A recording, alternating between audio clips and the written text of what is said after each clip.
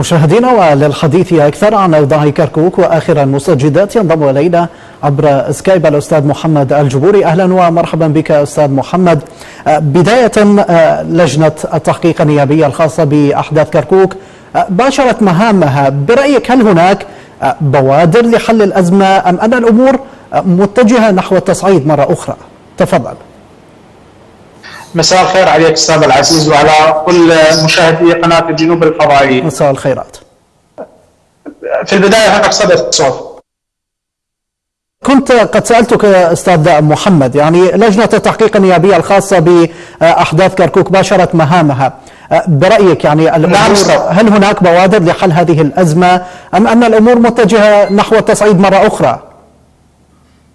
سؤالك واضح جدا لكن صوتي يتكرر فما أقدر أستمر بالحديث. طيب سيتم حل هذه الإشكالية. تفضل أستاذ محمد. نعم.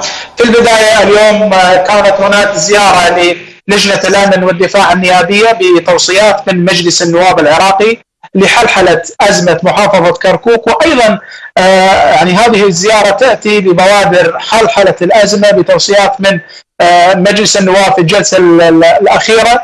أيضا هذه اللجنة ستتقصى الحقائق وراء أزمة المحافظة وبشأن سقوط عدد من الضحايا في المحافظة، وبشأن أيضا إحراق عدد من عجلات المواطنين أمام المقر المتقدم في الأسبوع الماضي. هل كان هناك جهات مدسوسة أرادت أن تشعل فتيل الأزمة في داخل المحافظة؟ ماذا يعني نعلم ماذا ستخرج مخرجات نتائج جلسة أو لجنة تقصي الحقائق التي كانت متواجدة في محافظة كركوك اليوم في مقر قيادة العمليات بحضور اللجنة الأمنية والسيد قائد العمليات وأيضا بحضور السيد محافظ كركوك. الوضع يسير نحو اتجاه من التهدئة أيضا بعد اجتماع إدارة الدولة الأخير في مقر السيد رئيس الوزراء وإجماع الأطراف السياسية كافة للخروج ببوادر حل يرضي الجميع ويحلحل الأزمة، أزمة المقر المتقدم في محافظة كركوك. نعم، أنا أرى أن الوضع يسير نحو التهدئة إن شاء الله. طيب أستاذ محمد، يعني إصرار حزب البارزاني على العودة إلى محافظة كركوك، ما هي الأهداف والغايات التي تقف خلف هذه العودة؟ هل هي سياسية أم انتخابية أم اقتصادية؟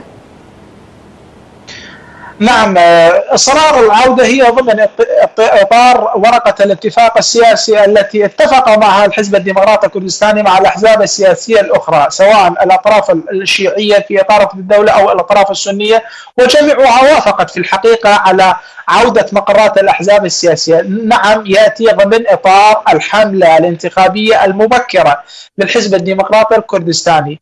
يجب وضع حل جذري ونهائي لأن أزمة المقر كادت أن تشعل المحافظة للأسف الشديد. هو يعني المقر هو عبارة عن بناية، ما من غير المعقول بناية تشعل محافظة كاملة. يجب حل الموضوع بطرق سلمية وبطرق قانونية، لا سيما أن هناك الآن دعوة في المحكمة الاتحادية، هناك دعوة وقامت المحكمة الاتحادية بإصدار أمر ولائي لإيقاف إجراءات تسليم المقر حين البت بالدعوة، والجميع يحتكم إلى سلطة القضاء. ما الذي يقرره أو ما الذي ستقرره المحكمة الاتحادية سيكون مرضي للجميع وسيكون الجميع ملزم بقبول قرار المحكمة الاتحادية. فيعني الأزمة تتجه إلى بوادر من الحل حقيقة. طيب أستاذ محمد، أستثمر وجودك معي، كيف تعلق على دعوات لتدويل قضية كركوك في مجلس الأمن الدولي؟ هذه الدعوات هل ستسهم في حل القضية أم ستزيد تعقيدها؟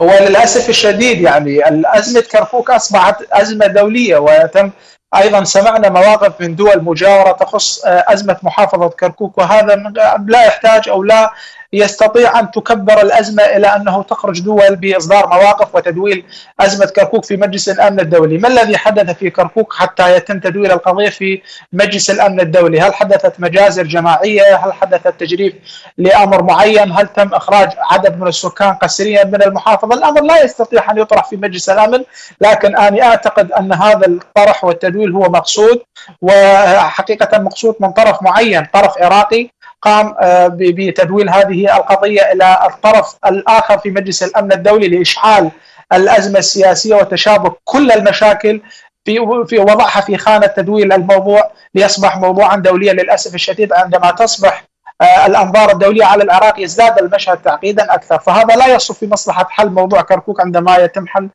يتم تدوير القضية في مجلس الأمن الدولي. الباحث في الشأن السياسي السيد محمد الجبوري، كنت معنا عبر سكايب، شكرا جزيلا لك.